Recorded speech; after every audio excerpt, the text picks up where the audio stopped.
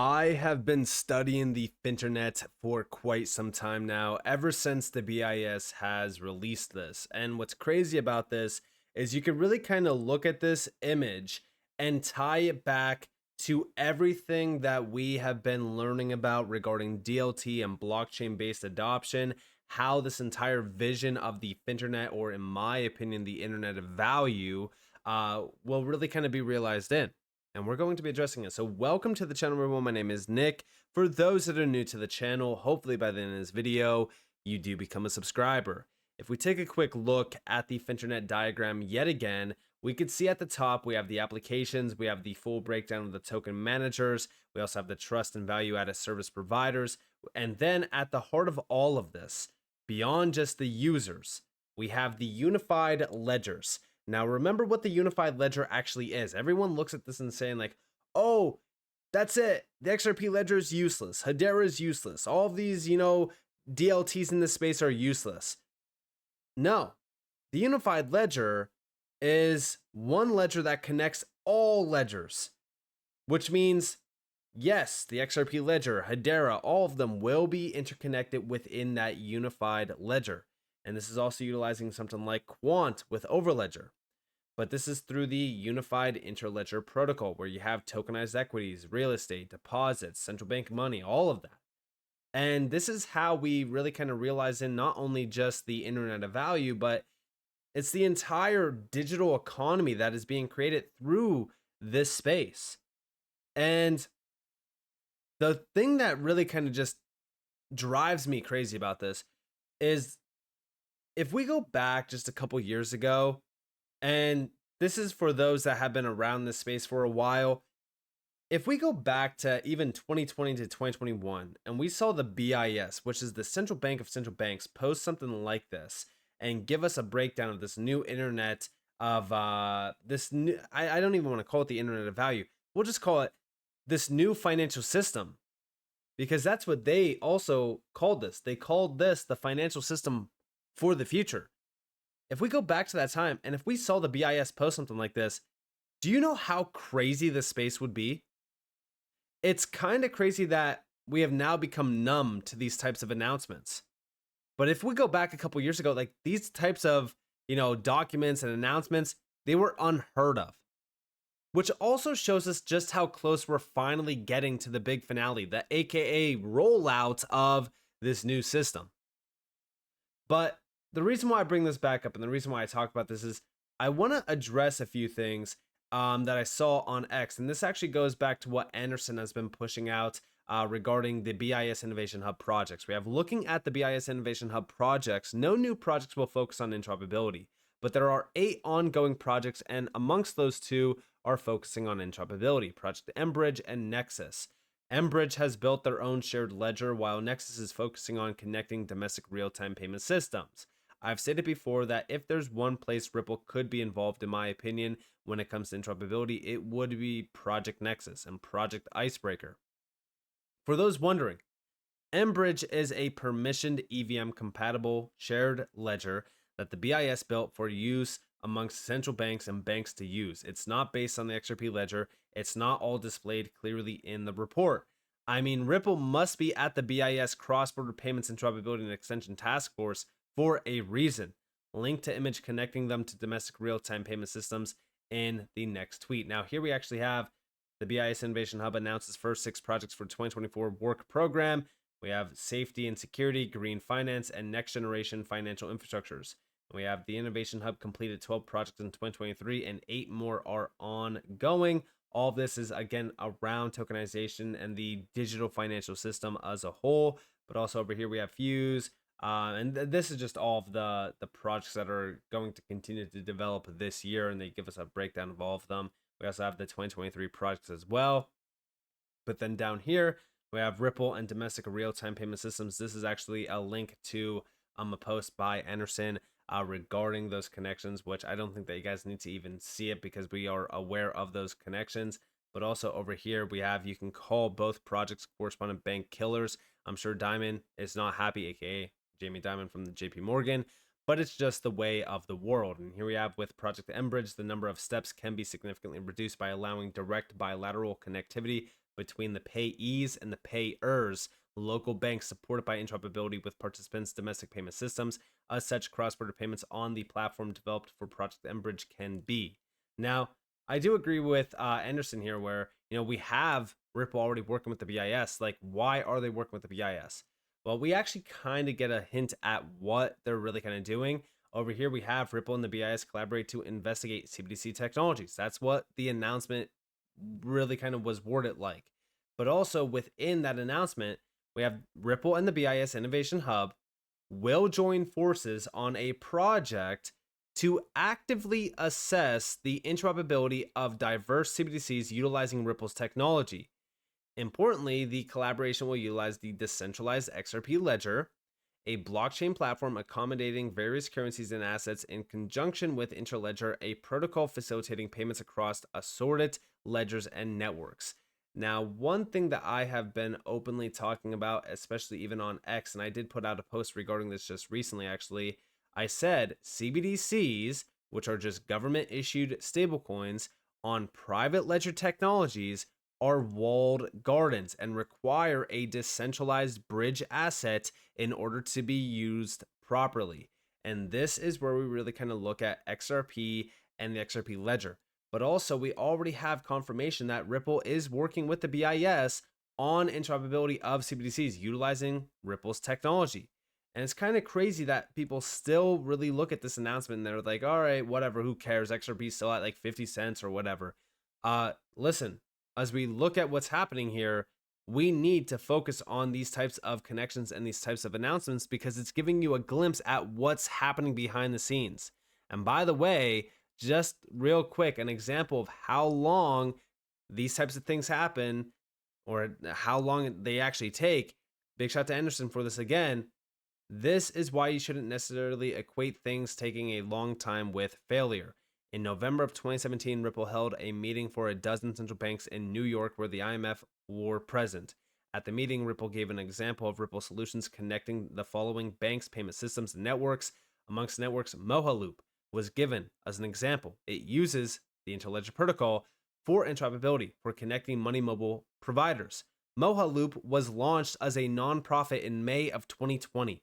Just recently, it appears Mohaloop having quite some momentum, with active proof of concepts and implementations happening in 5 different countries and much more, hiring new people, etc. Ripple will benefit from Interledger protocol being adopted globally. As you can see, things take time. Don't expect things to happen overnight, especially when working with traditional financial institutions, enterprises, and governments. And here we actually have all of those announcements. This goes back to 2017. Here we also have networks through Mohaloop, a platform developed in partnership with the Gates Foundation to connect mobile money providers. This is a full-on presentation on utilizing blockchain-based solutions to enable connectivity in payments. Then also over here, we have Bridging the Gap, Advancing Financial Inclusion with Mohaloop. Again, they launched back in 2020. And then here we also have a update on them, really kind of pushing forward on not only the POC, but also expanding, their hiring, things like that. But yes, these things do take time. I want you guys to understand that. But also over here, building on top of the BIS post from Anderson, we have for Mohaloop, with projects like Nexus gaining traction, we believe there is already a degree of consensus that this general approach is the way forward. The BIS Nexus project is about connecting instant domestic payment systems. Mohaloop uses ILP for interoperability, and Ripple is a Mohaloop member. And remember, let's go back to that post from Anderson. What was the end goal here for Ripple back in 2017, mind you? They gave a detailed presentation on how we use blockchain-based solutions to enable connectivity in payments. This is all based on connectivity, interoperability, how we can have all of these things connected. And this is, with projects like Nexus gaining traction, we believe that there is already a degree of consensus that the general approach is the way forward. And this is multilateral interoperability schemes between domestic inclusive instant payment systems, or IIPS. And we already know that Ripple is tied back to Mohaloop. They're tied back to the BIS as well. It's very clear, in my opinion, what happens next. Now, also, the Finternet itself. Big shout out to Subjective Views for this. The Finternet will transform the lives of 8+ billion people and more than 300 million businesses. We're taking an existing infrastructure of laws, regulations, and learnings we have about how society should be run, but inside that, we are inserting a high performance transaction capability, and we're also separating out that we will be an open infrastructure. This is from the co-founder and chairman of Infosys and founding chairman of the UIDAI, or Adhar. Check this out. This is the whole thing. This describes how it works. It's an elegant solution with minimal invasive surgery. We're not trying to uproot the whole system. We're not trying to demolish the old system. We're taking an existing infrastructure of laws, regulations, and learnings we have about how society should be run. But inside that, we're inserting a high-performance transaction capability. And we're also separating out that we have will be an open infrastructure. Just like today when you use the internet, you use SMTP, you don't care about it, you know that it works. So this will be like that. It'll use the latest trends in cryptography, the latest trends in AI, all that will be there as open infrastructure. So what this is actually is nothing but a bunch of APIs. So there are programming interfaces where how do you unload and offload data from these token managers? A bunch of protocols for how two ledgers should talk to each other, which we call as the Unified Interledger Protocol, and a set of APIs which allow you to talk to all these third-party services. So it's really a bunch of programming interfaces and a bunch of data descriptions of what a token looks like. And you can have many tokens of many asset classes, and it could vary. I mean, one country's real estate token may look different from another country's, no big deal. So we're not trying to force anyone to follow this thing. But just like the internet, you have certain protocols that you follow. There'll be some protocols, but otherwise you have full flexibility in defining how these things work. And by layering like this, the society and the governance can be done through a layer of regulation institutions.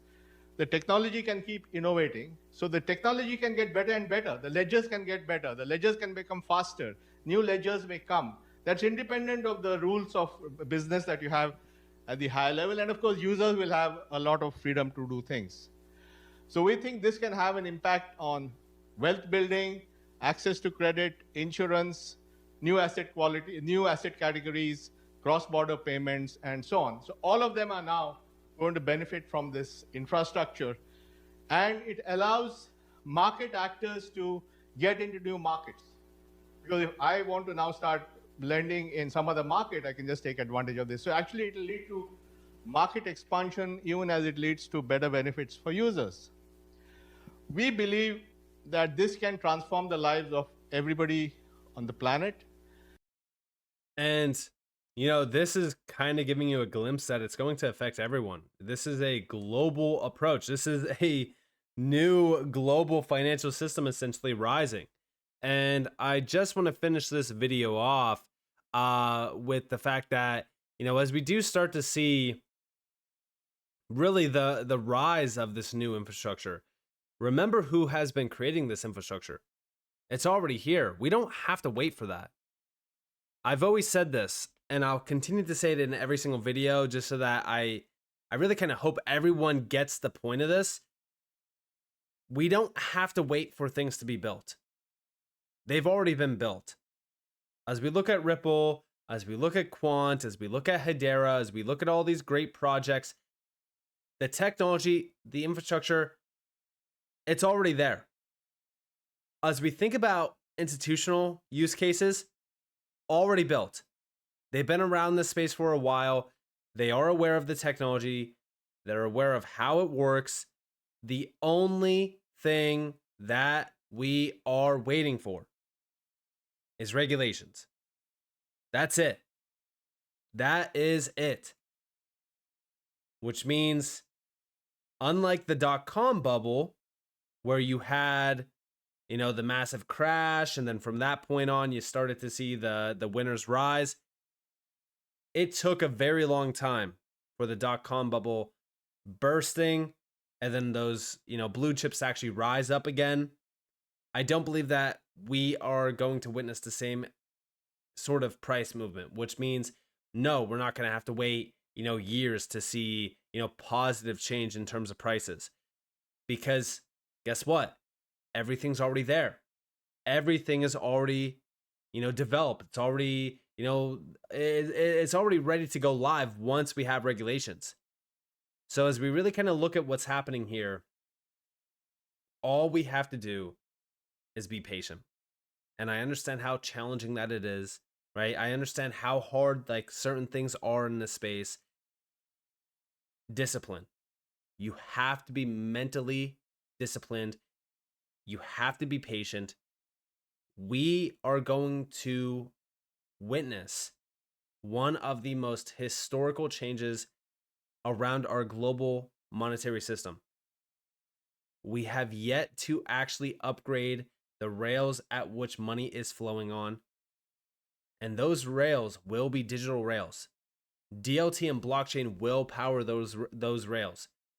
All we have to do is be patient. We have our seeds planted in the space. All we have to do is wait for them to grow. And the number one thing that will grow those seeds will be regulations of the space to open the doors to institutional capital flowing in massive waves. So with that being said, if you guys enjoyed this video, if you guys did, definitely leave a like, subscribe to notifications on because more free content. You guys are more than welcome to follow me on Twitter and join the free Discord down in the description below. And with that being said, guys, it's been Nick. Thanks for watching.